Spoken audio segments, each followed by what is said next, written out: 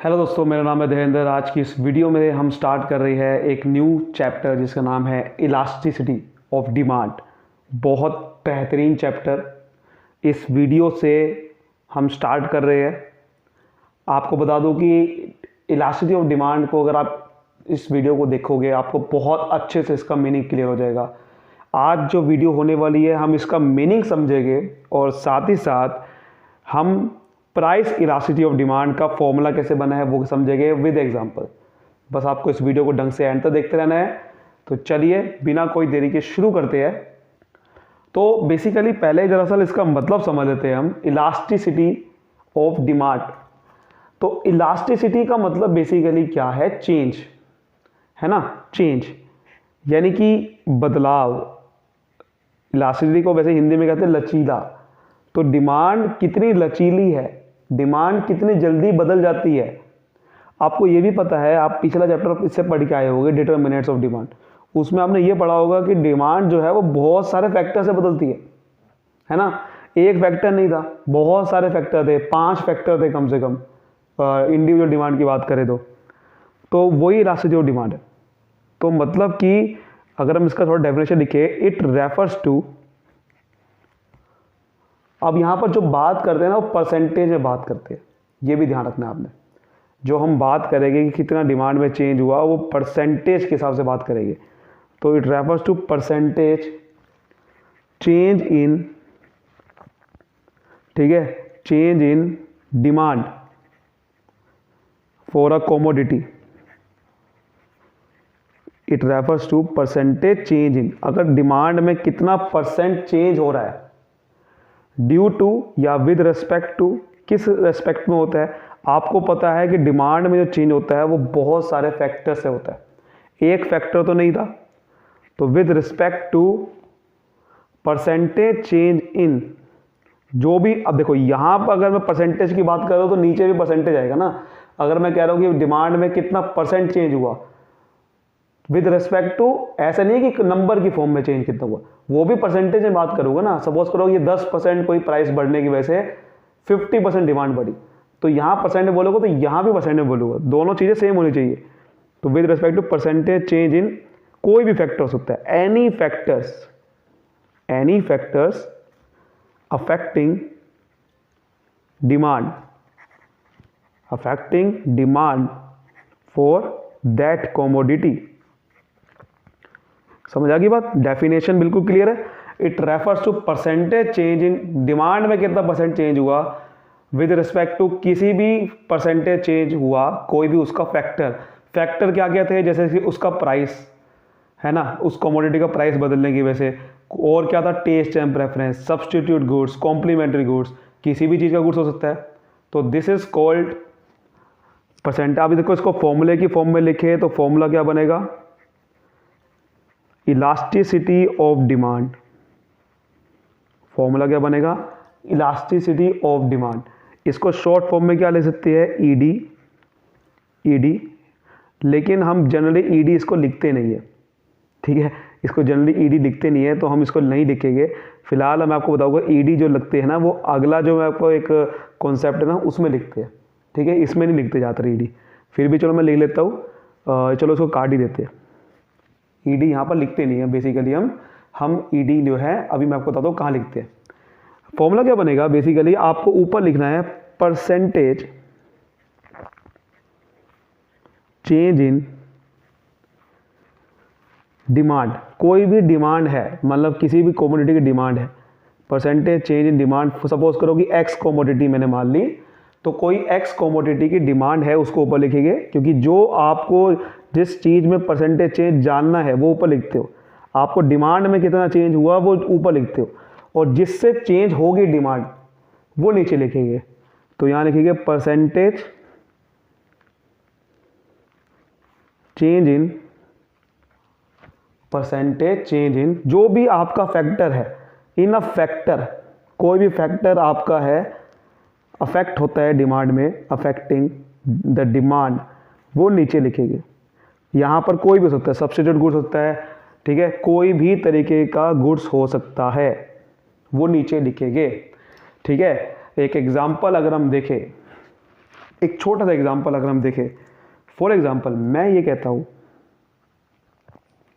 कि भाई आपका डिमांड जो है वो इंक्रीज हो जाती है, इंक्रीज हो रही है कितने से, 100 यूनिट से इंक्रीज हो रही है और वो 120 यूनिट हो गई। समझ रहे हो मेरी बात? और ये क्यों हुई? मैं ये कह रहा हूँ ये इसलिए हुई क्योंकि आपका जो है कंज्यूमर का जो सब्स्टिट्यूट गुड्स का प्राइस था, सब्स्टिट्यूट गुड्स का जो प्राइस था वो बेसिकली डिक्रीज हो गया। डिक्रीज होने के आपको पता है जब कोई चीज़, सॉरी इंक्रीज हो गया, मैं ये कह रहा हूँ इंक्रीज हो गया। कोई चीज़ दूसरी कोई चीज़ महंगी होगी तो अब आप अपनी वाली कमोडिटी इसलिए खरीद रहे थे, ठीक है। तो सब्सिडी गुड्स का प्राइस इंक्रीज हो गया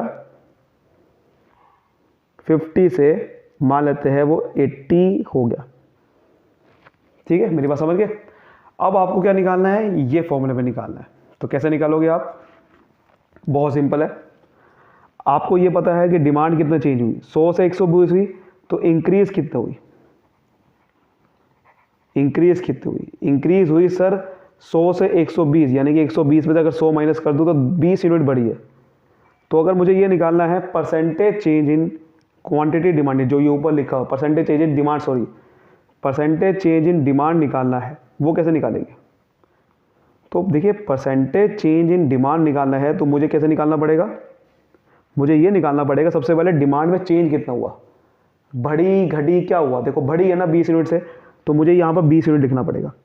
और पहले वाली यूनिट क्या थी, ओरिजिनल यूनिट क्या थी, 100 थी, तो 100 नीचे लिखना पड़ेगा और मल्टीप्लाई 100 से करना पड़ेगा। तो कितना आ गया 20%, यानी कि डिमांड जो बढ़ी है वो 20% से बढ़ी है। 100 यूनिट का 20% करता हूँ तो 20 यूनिट आता है ना। तो यही इसलिए ये कहेंगे कि डिमांड जो है वो 20% से बढ़ी है, इसका मतलब 20 बढ़ गई है। तो ये परसेंटेज निकाल दी हमने। इसी तरीके से आप निकालोगे नीचे वाला परसेंटेज। अब मुझे एक चीज़ बताओ, आप नीचे वाला परसेंटेज कैसे निकालोगे? बहुत सिंपल है, देखो। तो नीचे वाला परसेंटेज कैसे निकालोगे आप? आपको अगर ये निकालना है, पहले आप ये देखो कि प्राइस इंक्रीज कितना हुआ। तो यहाँ लिखूंगा मैं increase in price of substitute goods. Substitute goods का प्राइस कितना इंक्रीज हुआ, मुझे एक चीज़ बताओ आप। सर 50 से 80 हुआ, तो 80 में से अगर मैं 50 माइनस करूँ तो 30 रुपये आता है, ठीक है। इसी तरीके से फिर अगर मैं परसेंटेज चेंज इन इसका भी निकालता हूँ, percentage change in price of substitute goods, अगर मैं इसका निकालूँ percentage change in price of substitute goods, तो कितना आएगा सर? 30 यूनिट देखो आ रहा है, 30 यूनिट से बढ़ा है ना। और ओरिजिनल क्या थी, 80 नहीं थी, 50 थी, ठीक है ना। तो 50 नीचे लिखोगे तो कितना आ गया, यहाँ से आप निकालोगे तो कितना आएगा 60%। समझ गए? तो अब देखो इस फॉर्मूले पुट करते हैं, फॉर्मूले पे अगर पुट करें तो क्या आएगा? देखो अगर अभी हमने निकाला है, अब मैं अगर इलास्टिसिटी ऑफ डिमांड लिखता हूँ, वो निकालना है मुझे। तो अभी जैसे हमने फॉर्मूले पे अभी निकाला, तो वो क्या निकाला कि भाई 20% से डिमांड बढ़ी थी, तो मैंने ऊपर लिख दिया परसेंटेज चेंज इन डिमांड कितने थे 20। और नीचे आपने क्या लिखा, नीचे आपने लिखा कि भाई अभी निकाला आपने परसेंटेज चेंज इन जो आपका सब्सिट्यूट गुड्स का प्राइस है वो क्या था 60% से बढ़ा। यही आपको लिखना था बस, और ये आपका आ जाएगा। ये कितना आ रहा है 1/3 है ना। इसको आप ये भी लिख सकते हो 0.333, इसे बोलेंगे इलास्टिसिटी। ज़्यादातर ये बेसिकली किसके बीच में रहता है, ये या तो 1 होगा, 1 से कम भी हो सकता है, ध्यान रखना, क्योंकि ये दोनों बड़े थे तो पॉजिटिव आ गया, ये नेगेटिव भी हो सकता है। तो यहाँ तो बात समझ में आ गई। इस तरीके से छोटी छोटी फिगर आती है इसकी। अब समझते हैं ये कितने तरीके की इलास्टिसिटी और डिमांड होता है। तो बेसिकली जैसे आप देख सकते हो बुक से अगर हम देखें तो हमारे बेसिकली 3 तरीके की इलास्टिसिटी ऑफ डिमांड निकलती है। एक होती है प्राइस इलास्टिसिटी ऑफ डिमांड, ठीक है, जो बेस्ट है, जो हम पूरे चैप्टर में पढ़ेंगे, ठीक है। इसमें हम सिर्फ देखते हैं कि प्राइस की चेंज होने की वजह से डिमांड में कितना चेंज आया। हालांकि उसको फिर हम क्या बोलते हैं, क्वांटिटी डिमांडेड बोलते हैं। अभी मैं आगे बताऊंगा आपको। खाली अगर बोलेंगे परसेंटेज चेंज इन डिमांड तो वो किसी भी फैक्टर की वजह से हो सकती है। जहां मैंने बोला प्राइस इलास्टिसिटी ऑफ डिमांड, वहां पर ईडी लिखते हैं शॉर्ट फॉर्म में उसको। मेन यही जो होता है। क्रॉस इलास्टिसिटी ऑफ डिमांड होता है। क्रॉस इलास्टिसिटी ऑफ डिमांड क्या होता है? परसेंटेज चेंज इन डिमांड जो हो रही है विद रिस्पेक्ट टू जो सब्सटीट्यूट गुड्स है, कॉम्प्लीमेंट्री गुड्स है। यानी कि जो अभी मैंने आपको एग्जांपल दिया ना, वो क्रॉस इलास्टिसिटी ऑफ डिमांड का दे दिया था। ये क्रॉस इलास्टिसिटी ऑफ डिमांड का एग्जांपल दिया था। सब्सिडियरी गुड्स की प्राइस में चेंज होने की वजह से डिमांड में कितना चेंज आ रहा है उसे बोलते हैं, या कॉम्प्लीमेंट्री गुड्स की प्राइस में चेंज होने की वजह से डिमांड में कितना चेंज आ रहा है। और एक होता है income elasticity of demand, income में चेंज होने की वजह से डिमांड में कितना चेंज आ रहा है। लेकिन मेन हम जो चैप्टर में पढ़ते हैं वो क्या पढ़ेंगे? Price elasticity of demand. और आप समझ ही चुके हो कि इलास्टिसिटी ऑफ डिमांड जब आपको समझ में आ गया है तो प्राइस इलास्टिसिटी ऑफ डिमांड अपने आप समझ में आ गया है ना। वो क्या है कि प्राइस में चेंज होने की वजह से डिमांड में कितना चेंज आया। तो ये होता है मेन इसके अंदर, और यही आपका होता है। और आपको बता दूं कि देखो इसके अंदर जो है हम जो क्या लिखते हैं, डिमांड नहीं लिखते। मैं आपको इसलिए बता रहा था, इसको ही ईडी लिखते हैं और percentage change in quantity demanded लिखते हैं बेसिकली। यहाँ पर क्वांटिटी, यहाँ पर आपको ध्यान समझना है, जब भी चेंज इन क्वांटिटी डिमांडेड लिखा आएगा वर्ड, इसका मतलब ये होता है कि प्राइस में चेंज होने की वजह से डिमांड में चेंज कितना आ रहा है। क्वांटिटी डिमांडेड जब भी लिखा गया, और जब भी खाली अगर डिमांड लिखा रहा है percentage change in demand only, तो वो किसी भी फैक्टर की वजह से हो सकती है ना। अगर मैं कह रहा हूँ परसेंटेज चेंज इन डिमांड, तो वो किसी भी फैक्टर की वजह से हो सकती है। लेकिन यहाँ पर अगर क्वांटिटी डिमांड लिखना है तो नीचे फिर इसलिए परसेंटेज चेंज इन प्राइस आएगा। और जैसे कि मैंने अभी आपको बताया, वो सेम टू सेम यही फॉर्मूला देखो यहाँ पर लिख दिया है, और आपको कुछ समझने की जरूरत नहीं पड़ेगी। अभी मैंने आपको जो निकाल के दिखाया, जैसे परसेंटेज चेंज इन कोई भी डिमांड या क्वांटिटी डिमांड निकालेंगे, डिमांड की जगह क्वांटिटी डिमांड बोल दूँ, बात तो एक ही है। अभी मैंने क्या लिखा ऊपर आपके सामने पीछे फॉर्मूला देखो, जैसे कि आप देख सकते हो मैंने अभी क्या लिखा, मैंने क्या निकाला, डिमांड में कितना चेंज हुआ है ना, इंक्रीज हुई थी, तो मैंने वो ऊपर लिखा, क्योंकि जिस चीज़ की मुझे परसेंटेज निकालनी है वो ऊपर लिखूंगा, और जिससे निकालनी है पुरानी वाली कितनी थी इनिशियल, उस नीचे लिखा। तो देखो ये फॉर्मूला क्या बना है, आपको कोई फॉर्मूला लर्न करने की जरूरत है इसके लिए? क्या लिखा है ये? चेंज इन क्वांटिटी, उसको डेल्टा क्यू बोल देंगे शॉर्ट फॉर्म में, और अपॉन इनिशियल वाली कितनी थी। इससे आपको समझ में आ जाएगा कि ये परसेंटेज चेंज कितनी हुई है क्वांटिटी डिमांड।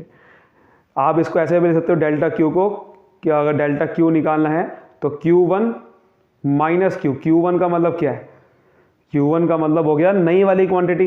अगर आपके सामने क्वेश्चन में नई वाली क्वांटिटी पहले से ही गिवन है तो उसको पुरानी वाली से माइनस कर दो तो आपको समझ में आ जाएगा, है ना। सपोज करो कि ये इसी क्वेश्चन में देखो आप ध्यान से, कि अगर आपके सामने ये जो नई वाली है, देखो नई वाली पहले से गिवन थी ना 120, तो 120 में से मैंने 100 ही को तो माइनस करा, तभी तो 20 आया। तो वही वो कह रहा है, इसका फॉर्मूला निकालने का क्या बन गया, यही बन गया कि आपको नई वाली में से पुरानी वाली माइनस करनी है। तो आपको समझ में आएगा ये चेंज जो ऊपर लिखा है आपने, ये कैसे निकला है। सेम टू सेम यहाँ है, परसेंटेज चेंज इन प्राइस निकालना तो चेंज इन प्राइस, और चेंज इन प्राइस कैसे निकलेगा, नई वाली में से पुराना वाला प्राइस माइनस कर दो। अब देखो ये यहाँ से एक फॉर्मूला निकल के आ रहा है एक नया, उसको समझते हैं। तो जैसे कि हमने अभी देखा कि ईडी का मतलब क्या हो गया, percentage change in quantity demanded, है ना। मैं शॉर्ट फॉर्म में थोड़ा लिख रहा हूँ। और उसके बाद क्या है हमने निकाला हमारे सामने, percentage change in quantity demanded upon percentage change in price. Clear? ये फॉर्मूला सबको समझ में आ चुका है। अब यहाँ से एक हमने इसको शॉर्ट फॉर्म में क्या लिखा, percentage change in quantity demanded. देखो कैसे निकलेगा, हमने इसको percentage change in quantity demanded जो है वो कैसे निकाला, हमने क्या करा, चेंज वाला क्वांटिटी डिमांडेड ऊपर लिखी, चेंज कितना हुआ उसको डेल्टा क्यू बोलते हैं, डेल्टा क्यू नाम दे दिया, कितना चेंज हुआ बढ़ा घटा जो भी डेल्टा क्यू, और पुराने वाला कितना था उसको क्यू बोल दिया, मल्टीप्लाई 100 से करेंगे तो ऊपर वाला आ जाएगा। क्लियर? यहाँ तक कोई दिक्कत? इसी तरीके से नीचे वाला अगर मुझे निकालना है तो परसेंटेज चेंज इन प्राइस निकालने के लिए मुझे क्या करना पड़ेगा, ऊपर चेंज कितना हुआ प्राइस में वो डेल्टा पी लिखना पड़ेगा, और नीचे पुराने वाला कितना था नीचे लिखना पड़ेगा, है ना। यहाँ तक क्लियर है? अब देखो ये दोनों चीज़ें मैं इसमें पुट करता हूँ और देखते हैं कि कोई नया फॉर्मूला निकल के आ रहा है या नहीं आ रहा है। इसमें पुट करते हैं जरा, देखो percentage change in quantity demand में फॉर्मूला क्या लिखा है, delta Q upon Q multiply 100, है ना, यही लिखा है। और नीचे देखते हैं मैंने क्या लिखा है, delta P upon P multiply by 100, यही लिखा है। मैथमेटिक्स थोड़ी बहुत ही आती है तो हम क्या करेंगे, 100 में 100 कैंसिल हो जाएगा, है ना, 100 में 100 कैंसिल हो गया। और थोड़ी और मैथमेटिक आती है तो आपको पता है कि ये जब ऊपर जाएगा तो उल्टा होकर जाएगा, तो ये P अपॉन डेल्टा P आ जाएगा, है ना। अब थोड़ा सा इसको सही तरीके से लिख दे, डेल्टा वाले को साथ लिख देते हैं, तो delta Q upon delta P, इसको साथ लिख दिया और इसको Q के नीचे, इसको P के नीचे लिख देते हैं। तो ये एक नया फॉर्मूला निकल के आ गया। यानी कि जो क्वेश्चन सॉल्व करेंगे अब इलास्टिसिटी और डिमांड, प्राइस इलास्टिसिटी और डिमांड के, वो कैसे करेंगे, इस तरीके से करेंगे। अगर आपके सामने सीधा डायरेक्ट परसेंटेज गिवन है दोनों की, या परसेंटेज निकाल सकते हो तो ये फॉर्मूला लगा दो, या फिर आप सीधा ये फॉर्मूला लगा दो, आपकी मर्जी है, कोई भी फॉर्मूला लगा सकते हो आप, ठीक है। तो अगर आपके सामने डायरेक्ट परसेंटेज गिवन है तो आप यही फॉर्मूला लगाओ, अगर आपका डायरेक्ट परसेंटेज नहीं गिवन है तो फिर आपकी अच्छा रहेगा कि यही फॉर्मूला लगाओ, क्योंकि यहाँ से आपको आसानी होगी फटाफट निकालने में। एक क्वेश्चन देखते हैं फटाफट से। तो चलिए एक क्वेश्चन के थ्रू समझते हैं बेसिकली प्राइस इलास्टिसिटी और डिमांड। जैसे कि आप देखते हो कि यहाँ पर एक लिखा हुआ है, when price is 10 rupees per unit एक कमोडिटी का, तो डिमांड जो है उस कमोडिटी की 100 यूनिट है। जब प्राइस 10 रुपये है तो डिमांड 100 यूनिट की है। प्राइस अगर आपका गिर के 8 रुपये हो गया, 2 लिखा है, ध्यान रखना, जब भी ये 2 वर्ड आ गया ना, इसका मतलब सामने ये नया वाला प्राइस है, न्यू प्राइस है, ये चेंज वाला नहीं है, ये गिर के 8 रुपये हो चुका है, ये न्यू प्राइस है। तो डिमांड कह रहा है कि 100 यूनिट हो, 150 यूनिट हो गई, बढ़ी नहीं है 150 यूनिट से, ध्यान रखना 2 लिखा हुआ है। जब भी 2 आ गया उसका अगले वाला कौन सा प्राइस होगा, या डिमांड कौन सी होगी, नई वाली। तो आप देखते हैं यहाँ पर सीधा डायरेक्ट फॉर्मूला लगाते हैं, क्योंकि हमें डायरेक्ट फॉर्मूला पता है, मैं सीधा डायरेक्ट फॉर्मूला लगा सकता हूँ। अच्छा, ये कह रहा है कि कैलकुलेट इलास्टिसिटी ऑफ डिमांड। ध्यान रखना, क्योंकि सिर्फ प्राइस दे रखा है तो इसका मतलब कौन सी इलास्टिसिटी डिमांड है, ये प्राइस वाली है, ठीक है ना। तो आपको फॉर्मूला यहाँ पर लिखेगा सीधा प्राइस इलास्टिसिटी और डिमांड, जो हमने अभी निकाला, अभी हमने एक फॉर्मूला डिराइव कराया है, सीधा वो लगाते हैं। हमें परसेंटेज चेंज निकालने की जरूरत है ही नहीं, हम सीधा वो फॉर्मूला लगा सकते हैं। तो प्राइस इलास्टिसिटी डिमांड, जिसको शॉर्ट फॉर्म में हम ED लिखेंगे। अभी हमने क्या फॉर्मूला निकाला कि डेल्टा Q है ना upon delta P multiply by P upon Q, ये निकाला ना हमने अभी। सबसे बड़ी बात यह है कि आप परसेंटेज निकालने की जरूरत ही नहीं है, आपके लिए कितनी आसानी होगी। देखो डेल्टा Q का मतलब क्या है, चेंज कितना हुआ। अच्छा, चेंज निकालने के लिए अब क्या करना पड़ेगा, देखो डेल्टा Q कैसे निकलेगा, मैंने क्या बताया था, नई वाली में से पुरानी वाली माइनस कर दो, जो नई वाली है उसमें से पुरानी वाली माइनस कर दो। अभी हम निकाल रहे थे, नई कितनी होगी, डिमांड एक्सपेंड टू, बढ़ी है डिमांड, 150 यूनिट हो गई, एक्सपेंड का मतलब बढ़ गई है, बढ़ के 150 हो गई, तो Q1 कितना हो गया, Q1 मतलब नई वाली 150।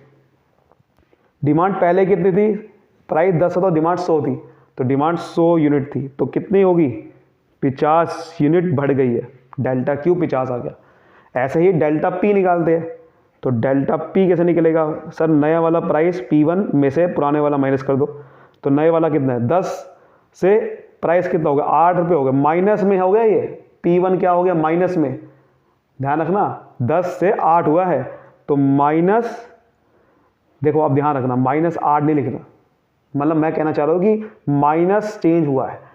प्राइस P1 कितना है, P1 तो 8 है, पुराने वाला कितना है 10, पुराना 10 है, नए वाला 8 है, तो देखो -2 में चेंज हुआ, यानी कि 2 से गिरा है ना प्राइस, 10 से 8 हो गया, तो माइनस में आएगा -2। दैट मीन्स अगर मैं फॉर्मूले पुट करूँ, डेल्टा Q कितना हो गया 50, और ये डेल्टा P -2, P कितना है, P सर 10 है, Q कितना है, पुरानी वाली डिमांड 100, तो आप यहाँ से निकालोगे तो कितना आ रहा है, ये आएगा माइनस, आप देखो यहाँ से करूँगा तो ये -2.5 आएगा। जब भी ED माइनस में आ गया, इसका मतलब डिमांड क्या है, डिमांड नेगेटिव है, नेगेटिव साइन का मतलब हो गया कि इनवर्स रिलेशनशिप है। जब भी ED माइनस में आ रहा है, इसका मतलब है कि प्राइस बढ़ता है तो डिमांड घटती है, और प्राइस घटता है तो डिमांड बढ़ती है। आप ध्यान से देखो, प्राइस घटा 10 से 8 हुआ तो डिमांड बढ़ गई, तो ED माइनस में ही आएगा हमेशा, क्योंकि माइनस में इसलिए आएगा क्योंकि प्राइस गिरा है, तो देखो ये डेल्टा P माइनस में आ रहा है, तो जब भी माइनस में आएगा ED, इसका मतलब डिमांड जो है, ये प्राइस और डिमांड के बीच में इनवर्स रिलेशनशिप होता है, ठीक है। तो आप कह सकते हो कि it indicates the inverse relationship, ये एक इनवर्स रिलेशनशिप शो करता है। अगर माइनस में नहीं आएगा इसका मतलब क्या हो रहा है, प्राइस बढ़ेगा तो डिमांड ही बढ़ेगी, क्योंकि दोनों ही प्लस में आ गए, दोनों प्लस में नहीं आ सकते। अगर डिमांड बढ़ रही है तो प्राइस गिरना चाहिए, सिंपल सी बात है। Indicate the inverse relationship between price and quantity demand. और ज़्यादातर ये इनवर्स ज़्यादातर माइनस में ही आएगा, क्योंकि प्राइस और डिमांड के बीच में इनवर्स ही होता है, ज़्यादातर ये माइनस में ही आएगा। लेकिन माइनस में नहीं आएगा तो समझ जाना कि ये भैया यहाँ पर अच्छा ईडी अगर +1 में आ गया, ध्यान रखना, इसका मतलब क्या है, इसका मतलब पता क्या होगा कि बहुत ज़्यादा इलास्टिसिटी और डिमांड है, बहुत हाई इलास्टिक है। अभी मैं आपको वो जो क्वेश्चन है वो मैं आपको बताऊंगा, ठीक है, वो मैं आराम से आपको बताऊंगा, उसमें कोई दिक्कत वाली बात नहीं है। मैं आपको अगली वीडियो में वो क्वेश्चंस करवाऊंगा, जब ये ईडी माइनस में की जगह प्लस में आता तो क्या होता है, हाई इलास्टिक क्या होता है, लो इलास्टिक क्या होता है, सब कुछ बताऊंगा। आज की वीडियो है सिर्फ इतनी, जिसमें मैंने आपको सिर्फ अभी बेसिक बताया है इलास्टिक डिमांड होता क्या है, और प्राइस इलास्टिक डिमांड थोड़ी बहुत थ्योरी करी। आगे इसकी मैं आपको बताऊंगा एक एक करके कि हाई लो सब ये चीज़ें, ठीक है। तब तक के लिए मुझे दीजिए इजाज़त। Thank you so much. Video अच्छी लगी तो शेयर करिए अपने दोस्तों के साथ और फैला दीजिए। Thank you so much.